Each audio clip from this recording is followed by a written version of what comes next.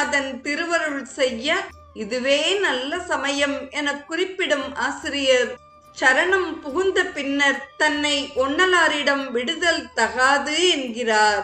சுவாமிநாதா, இதுவும் உன் திருவிளையாடலா என வினவி மீண்டும் அடைக்கலம் அடைக்கலம் என்று இருமுறை கூறி உறுதிப்படுத்துகிறார். ஒன்னலார் என்றால் பகைவர் என்று பொருள். அடியவர் எவரையும் பகையெனக் கருதார். எனவே புறப்பகைவர்களை விட ஐம்புலன்களாகிய உட்பகைகளையே கருத்திற்கொண்டு கூறியிருக்க வேண்டும். ஐயனே, இவ்வாறு பகைவர்களிடம் விடுவதும் உனது திருவிளையாடலா? நீ ஏறுமையில் ஏறி விளையாடுபவன்.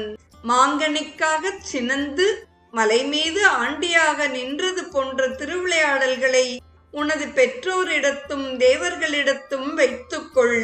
அவர்களுக்கு அவற்றை எதிர்கொள்ளும் வல்லமை இருக்கலாம்.